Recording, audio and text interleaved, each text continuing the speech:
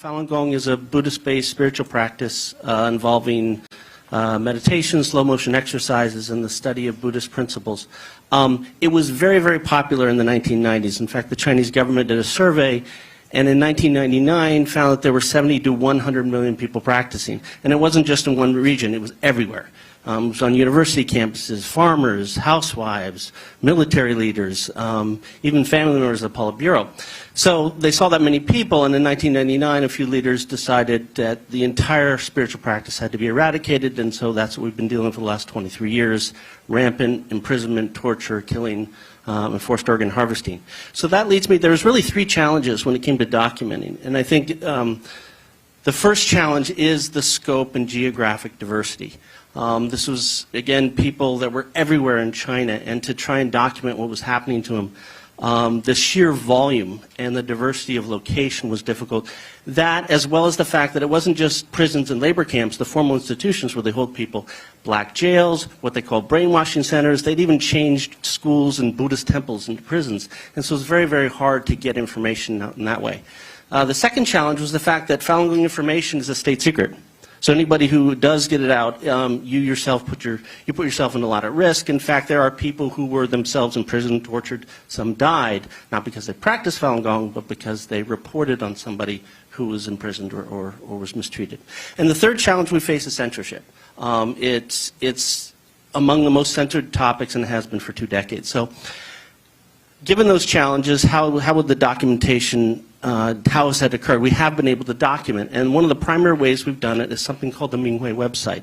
And this is a website run by overseas human rights workers, who are a lot of them from China, but they're connected with a very grassroots, decentralized group, people all around China, and every single day for more than 2 decades now, they get dozens of reports coming from inside China, first-hand accounts of what's happening, and that's been invaluable. Also, if you look at, in China, a lot of times you will not see persecution at the national or even the provincial level, but if you look at the local websites and local court verdicts, that's another place where we get documentation of what's been happening. And of course, there's been some great NGO work. Freedom House has done some fantastic reports on Falun Gong. They've probably been the best over the last 10 years. And some investigative reports have been very good. Ian Johnson, almost 2 decades now ago, won the Pulitzer Prize for his series on Falun Gong. But the investigative report has also been a bit of a challenge because it is a third rail issue. And if you haven't read of Falun Gong on any papers in the last 10 years, well, there's a reason, and the CCP takes that very seriously. So that's sort of the landscape of the documentation. On the tribunal side, so the China Tribunal was convened in 2018 in London by Sir Geoffrey Nice, and he's the prosecutor that some of you may have remembered brought Milosevic to justice in the former Yugoslavia. And they convened a tribunal in London. Over the course of a year, they had over 50 witnesses come forth, looking at thousands and thousands of pages of documentation. And what they found were basically four things. One, that crimes against humanity, both against Falun Gong and Uyghurs had occurred. Number two, forced organ harvesting had been going on and continues to go on a significant scale, and Falun Gong are indeed the primary targets. There was no evidence, despite what the CCP said, there was no evidence that they had dismantled the infrastructure that would be needed to carry out forced organ harvesting, and so it was continuing. And that indeed it wasn't just forced organ harvesting, they found a lot of evidence of torture, murder, and rape, and so forth. I think it's also important to note what the China Tribunal did in terms of uncovering the scale. They said there were 60 to 100,000 transplants per year. So if you look at just the Falun Gong community alone, over the 15 years or so we have of evidence of forced organ harvesting, hundreds of thousands would have died, would have been killed in this process. And so that was one of the China Tribunal was a significant and important documentation milestone of forced organ harvesting, not just against Falun Gong, but other groups. And I think other tribunals have since come about, like the Uyghur Tribunal in 2021, doing the same thing, very, very important in terms of uncovering what's really going on inside China. Thank you. Hello, everyone. My name is Grace Chen, and I'm 17 years old. I was born in mainland China, and now I live in New York. You may have heard different things about China, but I can share with you what it was like to live there as a practitioner of Falun Gong, a spiritual practice in the Buddhist tradition currently persecuted by the Chinese Communist Party, CCP. My family practiced Falun Gong, along with millions of others in China. Before I was born, Falun Gong was very popular due to its health benefits and core principles of truthfulness, compassion, and forbearance. After it was introduced in 1992, parks in China used to be filled with people doing Falun Gong exercises and meditation every day. This changed in 1999 when the head of the CCP, Jiang Zemin, felt threatened by the independence and the popularity of Falun Gong and ordered the CCP to eradicate Falun Gong. After this persecution started, millions of practitioners throughout China were kidnapped and tortured, including my mom and dad many times.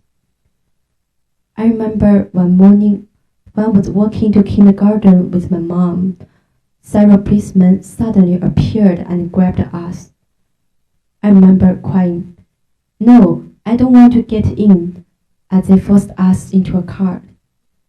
They pushed me out of the car at my school, but took my mom away. She did not come home for several weeks. When I was in primary and middle school, many people did not know what the heart of Falun Gong truly is. The CCP was always spreading lies, even putting anti-Falun Gong content in elementary school textbooks. One time, my principal called the entire school to a gym and gave a long speech in front of everyone, saying that people who practice Falun Gong are evil people, and many other terrible lies. As I sat there listening, my shoulders started to shake and trembled with fear and rage. It was obvious that my principal was reading of CCP propaganda, and he had never read the Falun Gong book or met any practitioners. But I felt so hopeless and didn't know how to help them realize the truth. I also remember our school bulletin boards often had posters with insulting cartoons of Buddhas and Falun Gong. My mom and I used to tear those down when we could, but someone would put new ones up. Most of my classmates or teachers did not know I was a Falun Gong practitioner, and I was always scared they would find out. One big reason was because I refused to wear the red scarf of CCP. This scarf is a dress code for all Chinese students to wear to show that they are loyal to the Chinese Communist Party. If anyone did find out I practiced Falun Gong, I could be harassed, expelled from school, or worse. They could report my parents and put us in danger. I lived in fear every day until I left China, when I breathed my first fresh air of freedom. 3 years ago, I came to America to chase my dream of studying music. I play the erhu, which is like Chinese violin. I love the erhu so much because it sounds so beautiful and touching. To support my dream, my parents stayed in China and continued to work. My first year alone in New York was lonely, but I called my parents often, so it felt like they were right next to me and not on the other side of the world. I remember the common questions my parents asked me were, "Are you getting good grades? Did you practice your erhu?" I knew this was their way to express, "I love you." Even though they cannot be there for my erhu performance, my birthday, or Chinese New Year like other families, I found comfort in the words, and I was glad they were healthy and safe. In the fall of 2020, my parents were arrested with 8 other Falun Gong practitioners. When I found out, it was so sudden and shocking. but I wasn't that worried. I just called my mom and dad a few days ago, so I thought they would be okay and call me again soon. 1 week passed and I still had hope. Then 2 weeks, 3 weeks, 4 weeks went by. Every time I heard the phone ring, I hoped it was my mom and dad, but I never called. I felt so miserable. Every night I cried in bed. I became quiet at school. I bookmarked every single article about my parents' arrest on my laptop. I felt like now I was all alone in the world. I have not heard my mom and dad's voices for over 2 years.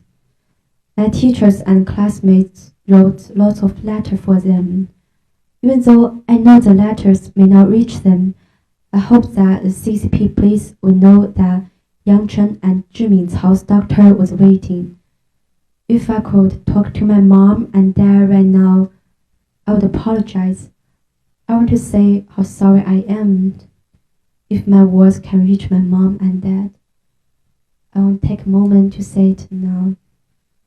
Mama, I heard the police eavesdropped on your phone for 1 year. Did they find your location because I called you so often? I'm sorry for not being more careful. If I call you less, you'll still be safe at home now. I'm sorry for not taking care of you enough. Don't worry. My grades are improving. I'm also graduating in summer. I wish you could be there. I love you, Mama. Papa, I heard that before I was born, CCP police found out you practiced Falun Gong and beat you until your teeth fell out. Even after that, you never ever gave up your faith. You are my hero, Papa. But I hope this time you are not hurt. I'm sorry for not helping enough to save you from your sentence. I'll do my best to help you find freedom again. I hope we can be together soon. Today, although I am far away from persecution in China, however, I'm also close now to the persecution that I have ever been because my parents are in prison for Falun Gong. In China, several million Falun Gong practitioners have been tortured, arrested over the past 23 years, and over 4,900 have been killed by the CCP. But I know for sure there will be one day when China can be free, and I can finally be together again with my mom and dad.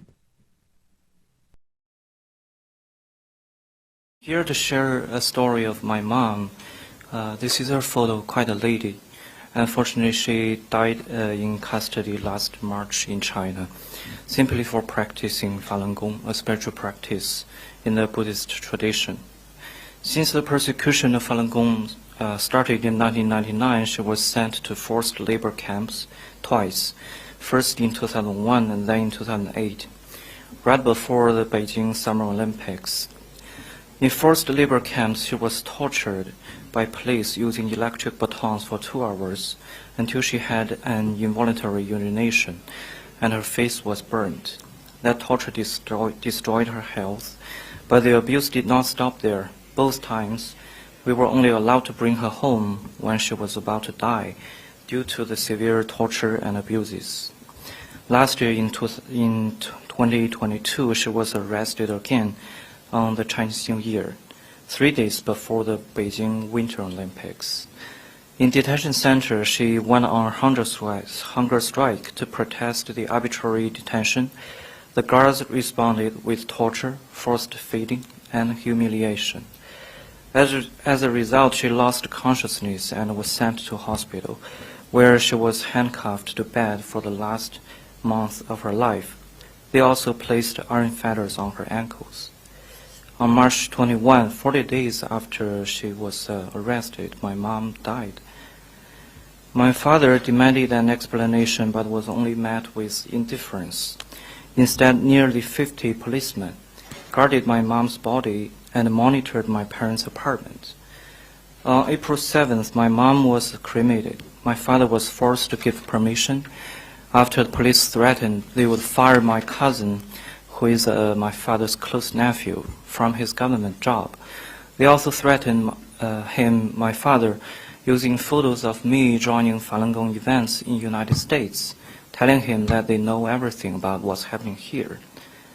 My mom had one strong wish to see for herself how we can practice Falun Gong freely in the United States. A few years ago, she planned to visit me here, but her passport application was denied because she practiced Falun Gong. Now she would never have that chance. In the 65 years of her life, the last 23 years were filled with surveillance, harassment, arrest, torture, and abuses. My entire family also suffered for 23 years because of this. All she did was to stay faithful to the principles of Falun Gong, truthfulness, compassion, and tolerance. She refused to give them up, even in the face of physical and mental torture by the communist regime. My family is only one of the millions of families torn apart by this persecution, and in my own experience, I have seen so many of my close friends and close fellow practitioners, their family were torn apart in front of my eyes. My mom is just one of over 4,900 documented cases of Falun Gong practitioners who died due to torture and abuses. Another untold number of Falun Gong practitioners, likely hundreds of thousands, have been killed through forced organ harvesting. This is a much, much bigger crime than China's human rights issue. What the Chinese Communist regime has done to Falun Gong, including my mom, is a genocide, and is a crime against humanity. Thank you very much.